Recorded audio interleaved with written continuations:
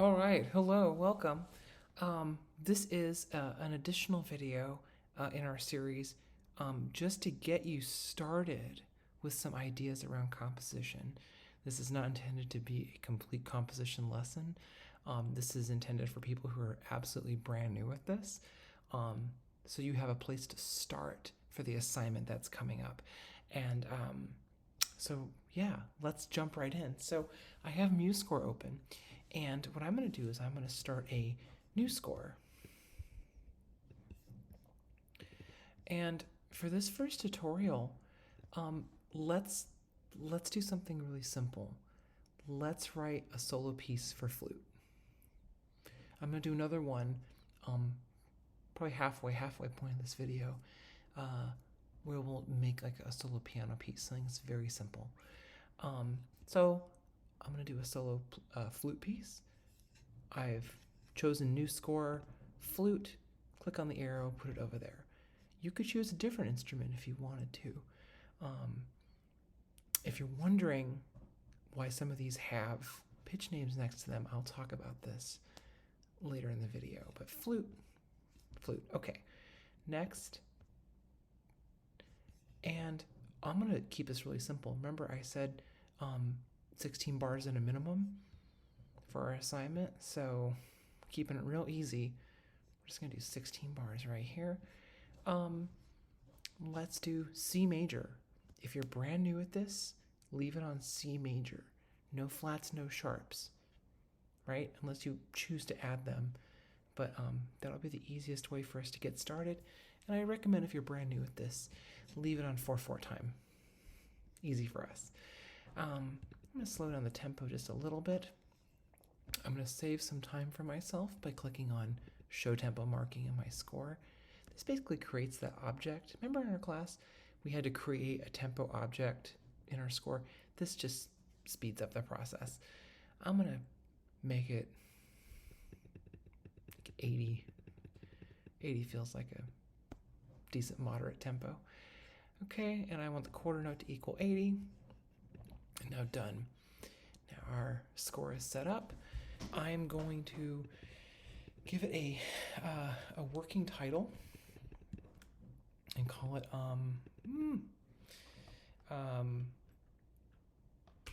a lot of hot air. I don't know, something like this. Please be sure to put your name on there, like so. And subtitle is for demonstration purposes only. Just to get us going here. So now it's auto-formatted our piece. Now listen. I'm going to write just a little fragment of a melody. You can do something like that, but don't copy my work and submit it. Use it as a starting place. So, like I said in class, I actually merely repeated something that one of the students in the class said when I asked, like, okay, how do we compose? And someone in the class said, well, you gotta have notes. You gotta put notes down. And I said, yes. I say that because there's a lot of approaches to musical composition. If you're brand new at this, my encouragement to you is to set yourself up with a situation like this. It's in C major. We're just going to be literally putting notes on the staff and seeing and listening to what happens. This is very simple. We don't have to have chords or any kind of accompaniment. We're literally writing one melodic part for a flute, which in its typical playing style plays one note at a time, typically. There are exceptions to this, but for what we're doing, it's fine. We're not doing any multiphonics or any other things like singing while playing or anything.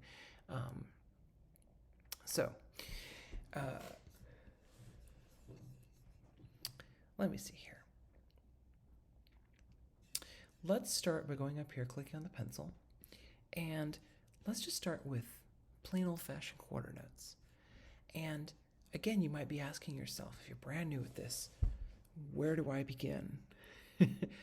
I literally encourage you to put down a couple notes and then play them back and see what they sound like and how you feel about it, and then make adjustments to it.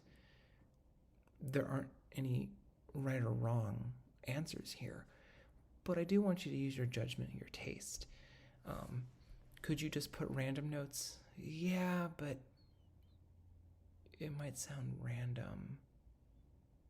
I mean, let me adjust what I'm saying. If you settled on random notes and just point, click, well then okay, sure.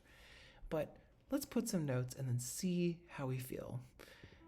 So, okay. Let's make sure the transport's at 1.1. This is the measure, right? We're on the first beat of the first measure. This time is 0. If I hit play,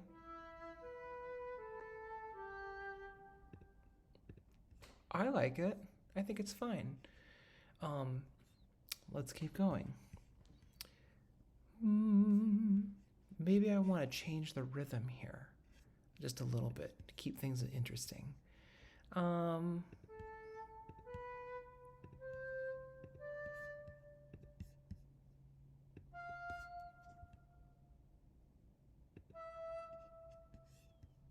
Let's hear that.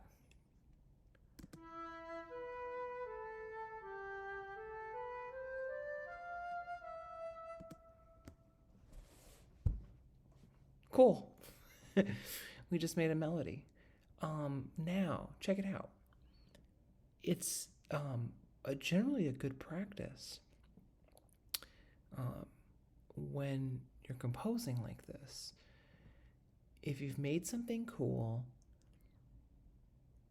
don't immediately throw out the possibility of a type of repetition. Keep going with this idea. So what I mean is, I'm going to keep a similar rhythmic contour with these 4 quarter notes, eighth notes, and then a couple quarter notes. I'm going to keep that same rhythm, and I'm going to adjust a couple things in the melodic structure to make it slightly contrasting but still reminiscent. So what if I keep going with this idea? So I have the same rhythm, but I'm going to change the notes a little bit.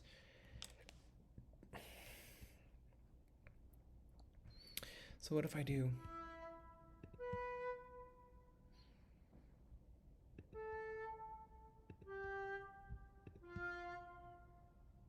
I'll make that an eighth note. Eighth note, hello.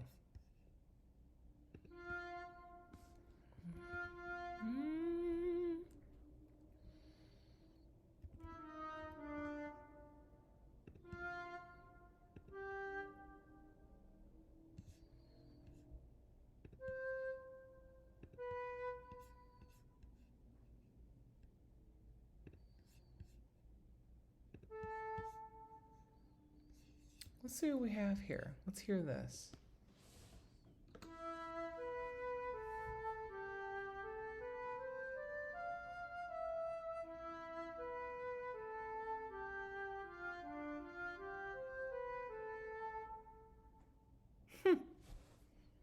Works. That's neat. It's interesting. I hope that hangs together for you watching and listening to this video, that those 4 measures I've written there kind of have something going on. Now, what do you do to fill up the other ones? You can keep taking some of these ideas and then kind of changing them around, quoting them again, etc. Okay, what do I mean by ideas? Well, we have, think about this. We've written a 4-bar, 4-measure phrase that has a nice contour to it, sure. But consider that when I'm talking about the elements that are available to us, I'm talking about the rhythmic division that was a choice to have these 4 quarter notes followed by a contrasting measure of eighth notes and then 2 quarters. I did something a little different here, but you can see how that's the same idea. I literally used the same measure twice. You can do that. But I did it to give it unity and cogency. Now, maybe you're not going for that. That's cool. Then don't do that. But if you want to hang together a certain way, it'd be useful to give the listener something to hang on to. And repetition does that very well.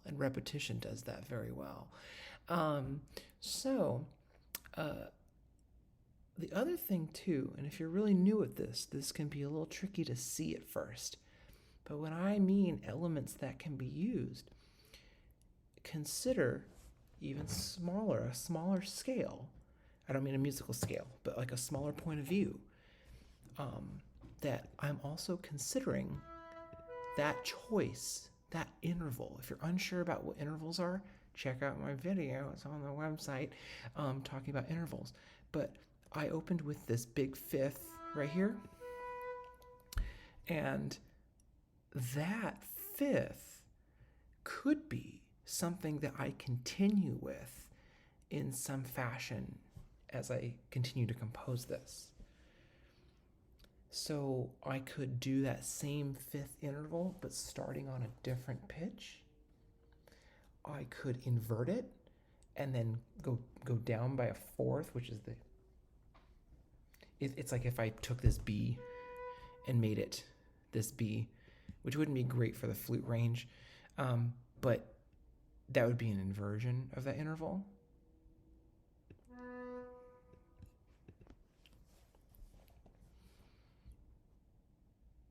Then up by a fifth and then back down. It's like I'm leaping and then stepwise going down.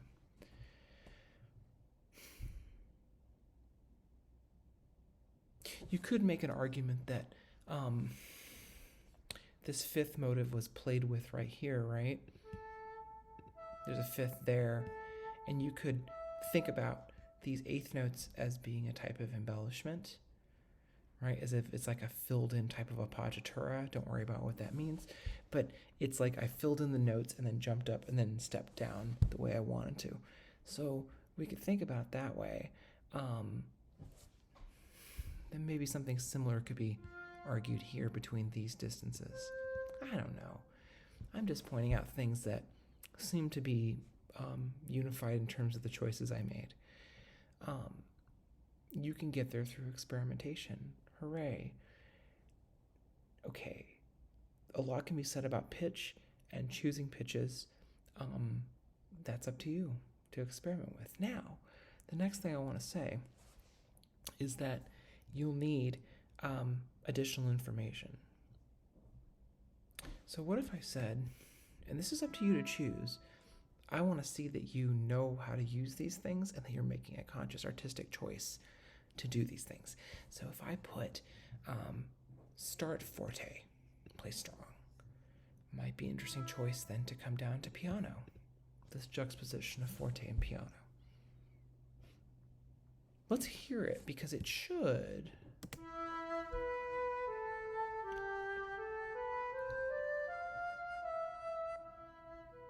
The playback will demonstrate the dynamics too.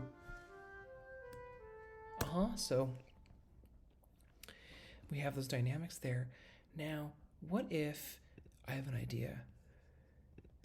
Mezzo forte, so that when we go here, this is your friendly reminder that I'm holding shift as I click, so I can select a number of elements together. What if we crescendo and get louder through that phrase? But then, from here to there, decrescendo to piano.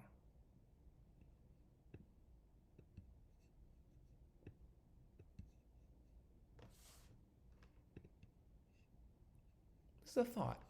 This gives it a little more interest. Let's hear it.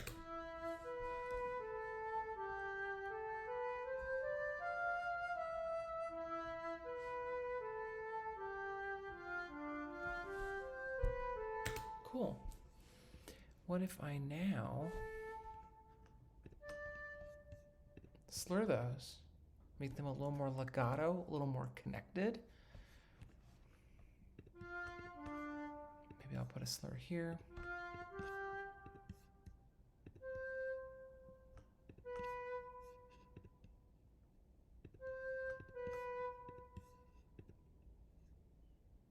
Okay, that's interesting. Um, what's another? Will be another interesting choice here. Maybe if I wanted to add, and by the way, I'm not adding these just for kicks and giggles. I'm adding these to show phrasing choices, and how I want the performer to interpret this. In flute world, it's that we're going to play those notes that are slurred on one breath with no rearticulation, right? We're not going to start and stop a new note. It's all going to be in one breath. If we were playing a bowed instrument, it would be all be in one bow.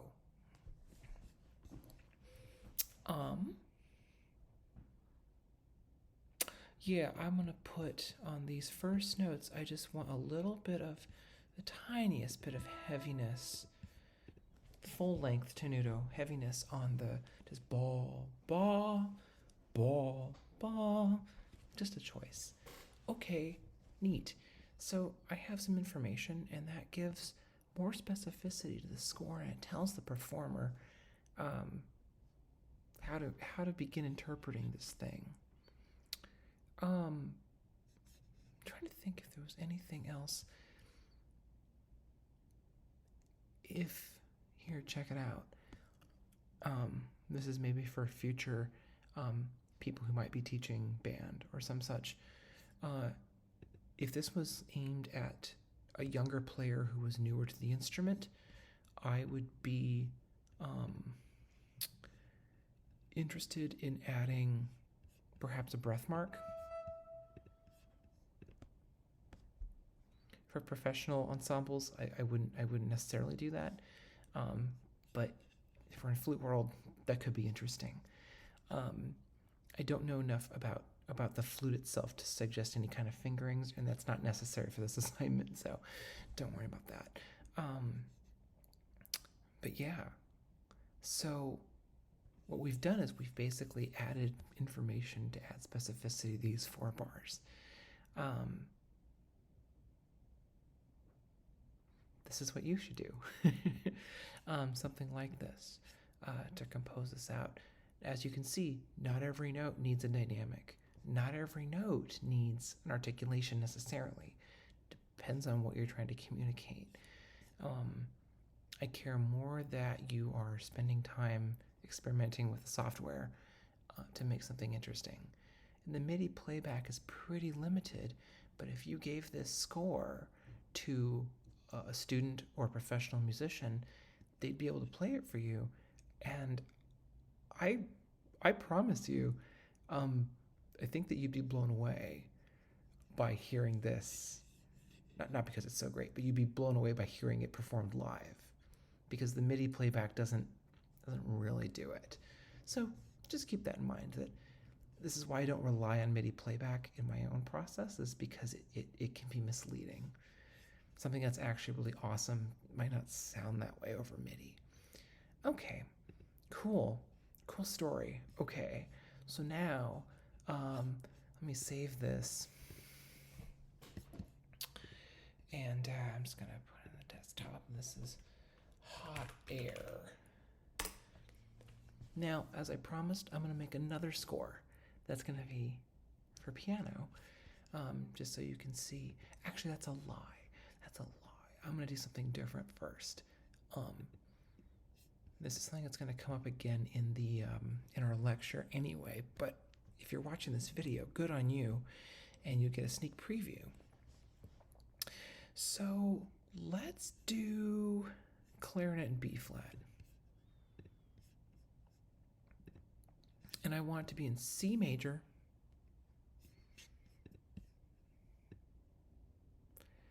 16 bars. 120 is fine.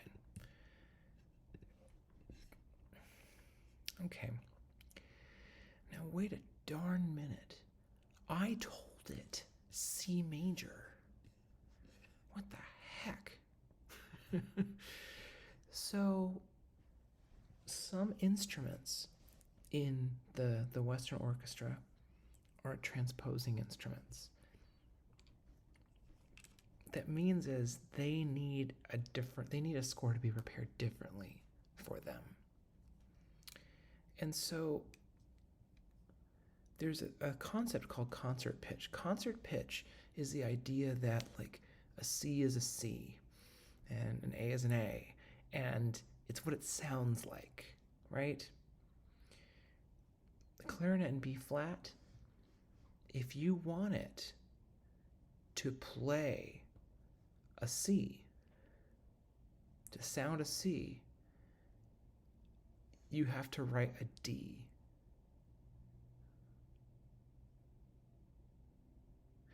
Well, how would you know that? So if you're watching this, I'm sorry, I'm going to repeat myself in the class coming up next week. But sneak preview, the way that I remember this from my own, because I play instruments that transpose by an octave, but not by another interval. So the way to think about this is if it sees a C, it plays its name. Okay, so if a B flat clarinet sees a C in the score, the sound that comes out is a B flat. In intervallic terms, that's 2 half steps. That's a whole step below C. Let me say that again. If it sees a C, it plays its name, which is B flat. That's what comes out of the instrument. So you could surmise from that if you want it to play a C, you gotta write a D. So everything that's written for a B flat instrument appears to be a whole step higher. It appears to be a whole step higher, but what comes out is the right pitch. Luckily for us, we can go down here and click on concert pitch. And look at that. Let me zoom out. Concert pitch is enabled. It's in C. Remember when I set up this file, I said C major, please. No flats, no sharps. We're in C major. When I uncheck concert pitch, this is like clarinet score.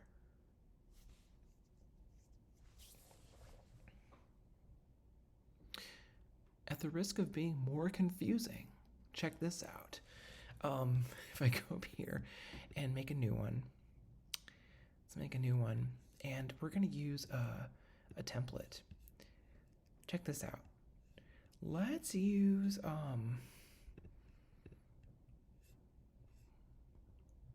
we use the Wind Quintet. Now, no tricks up my sleeve. Check it out. C major, 4/4, yada yada. C major, no flats, no sharps. Done. Great. Okay, concert pitch is checked, and we're in C major. It's good to go. If I uncheck this, watch what happens to the key signatures. Whoa. How can they be different for those two instruments? Well, this is the transpose score. So this would be music that the horn player and the clarinet player are used to reading for their instrument. But you don't have to write like that. If you select concert pitch, you can write it how you want it to sound. And then when you go to print the parts, they can print in the transposed key. So I strongly recommend, if you're really new at this, use the concert pitch to your advantage if you're using a transposing instrument. That would be like trumpet in B flat, clarinet in B flat, clarinet in A, any of the saxophones excepting soprano. Be warned that tuba will say things like 2B, like B flat, but that's more in reference to its range rather than a transposition. The guitar transposes by an octave, so does the double bass and the bass guitar. So some of those instruments do that too, but it's an octave, not. Yeah, okay. Anyway, I hope this was informative. So just look out if you write for those. If I was writing for like a flute and clarinet duo, I would write it in concert pitch so I can know what's happening together. Okay, cool story. Now, I'm going to close this. No, do not save. I'm back at my clarinet score, but I decided I actually really don't want to do a clarinet piece at all, even though it's a lovely instrument. I want to replace this instruments replace, and I want to replace it with piano. And I need to add, there we go. What did I do there? When I replaced it, it didn't add the bass clef necessary for the grand staff. So I went in there and I clicked add staff, and now it's full piano. Okay, if you're writing for piano, good for you. But there's a little more to take into consideration. Left hand is on the bottom, low pitches, right hand's on the top, higher pitches.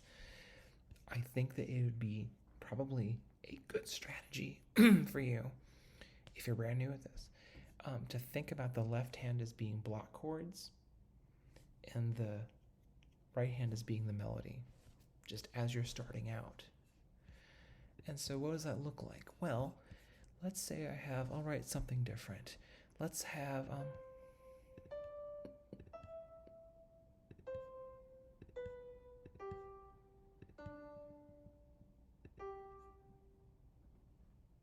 okay, sure, right?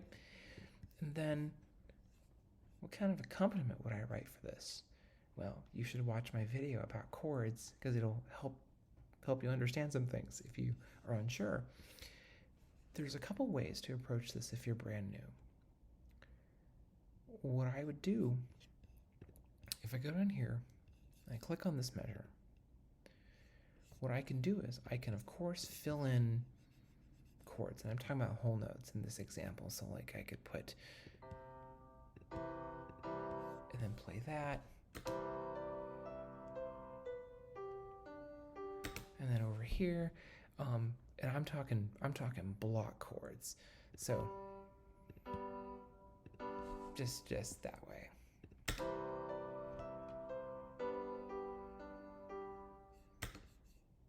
Right? Very simple. Now, there's another way to approach this, that we could actually get rid of these guys here.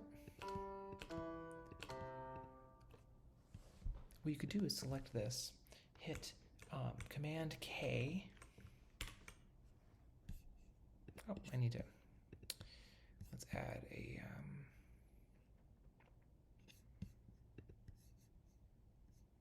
yeah, I do want it to be a whole rest.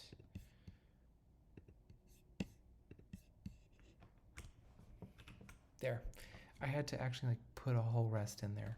How odd. Anyway, so what if I wanted a C major chord? Go C.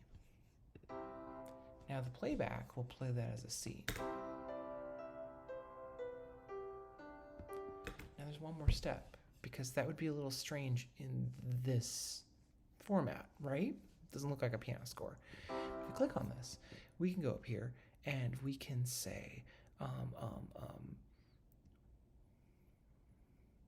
it's right in front of me. We can say realize chord symbols. If I do that, oh, how nice. Now it did it for a long time, so we have to go back and make some adjustments. But do you see what happened there? If I hit undo, I had the C here, and it's going to, if there's no other chord changes, it's going to do it for everything. So it'd probably be best to put in your chords. Let's do G7, right? And then it'll perhaps go back to C. I don't know. And D minor. Make this a half.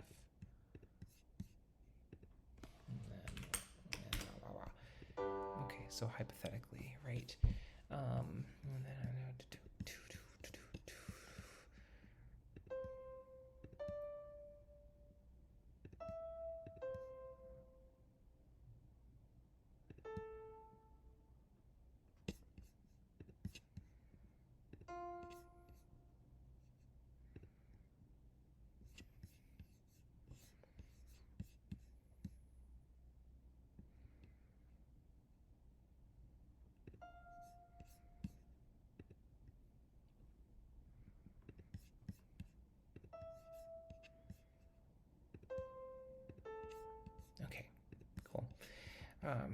Just wanted to see that through a little bit now. Okay, so what does it sound like so far?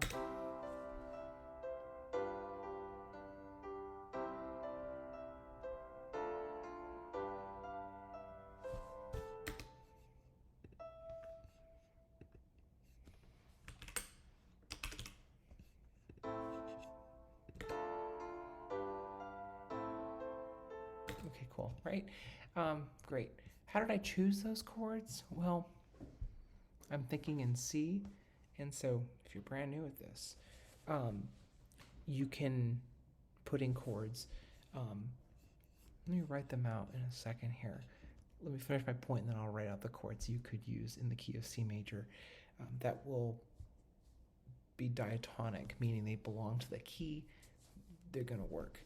Okay, so up here again, realize chord symbols under tools.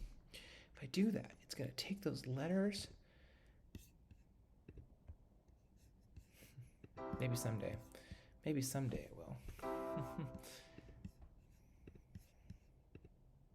There. You wanted me to select them. No? Okay. Here, realize.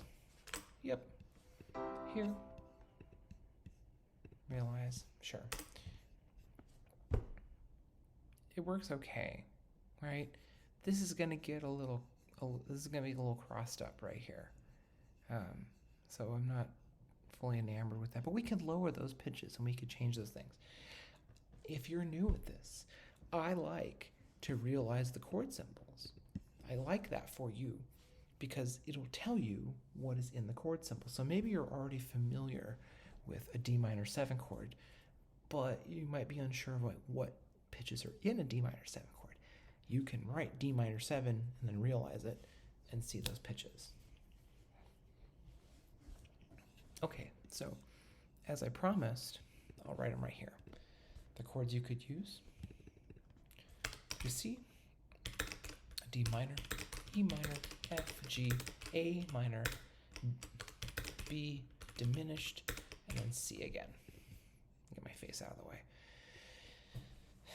Those chords are diatonic to C, meaning they're in the key. They're all going to be agreeable. You could write, I don't want to say just use them freely. Some are going to sound better than others in certain situations, but they're all going to work and be agreeable.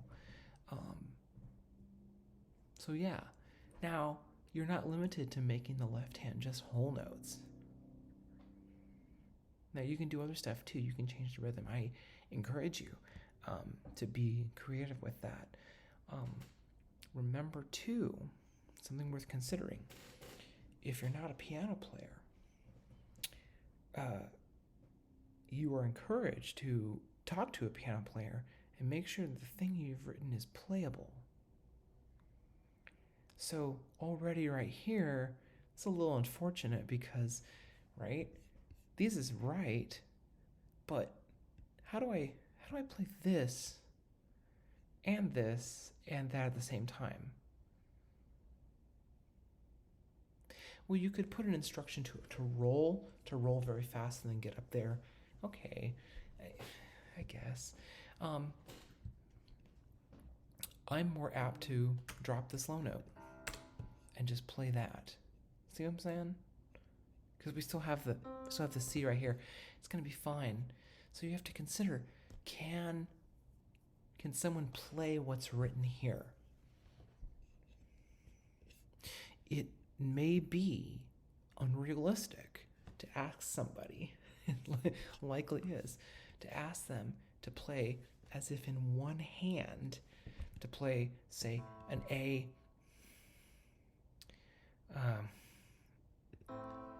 kind of pushing it there. It's a 10th, it's a minor 10th.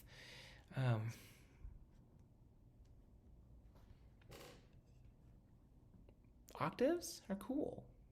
Playing the octave is cool. Minor 10th, I don't know, man. 11th, forget it. No one wants to do that. So just keep that in mind if you're writing for this instrument, that yeah, there are just certain physical limitations that exist. Now, at the risk of keeping this video going on too long, I'll just say this, that there are pieces for piano, for player pianos, or that are like MIDI pieces. And I don't mean the band, but there was a thing called Black MIDI, which is like a MIDI roll. We're going to talk about this later in the class, but it's like where all the MIDI information is like filled out, and it's like, it's pretty wild.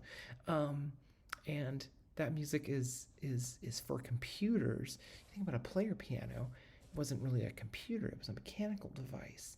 But you could write the music on these rolls that would be interpreted by the machine. And I don't mean a computer, I mean a mechanical machine. And it would play pieces. Like it would cause the hammers to move, and it would play the piece on the cylinder. We'll talk about this more in the class. But as a result, there were composers writing music that was otherwise impossible for humans to play. So this concept is not new to computer music. It was happening before then, with things being automated on a strictly mechanical level. If you want to write something like that, be my guest. Just know what you're doing. That's all I'm asking. Anyway, I hope this was interesting and informative. Again, I encourage you, put down notes, experiment, and if you don't like something, you can just erase it. A lot of this may be trial and error at first. The music theory we were talking about in class, it's very helpful, but I don't want anyone who's watching this to think that, oh, I need to master everything that was said in the class before no, get out there, write music, compose, do that. In time, you'll find that understanding more of those music theory concepts speeds up the process. Like I said in my message, it speeds it up, and it gives you a greater sense of context and understanding the context where your piece lives and what it's referencing and what it's influenced by.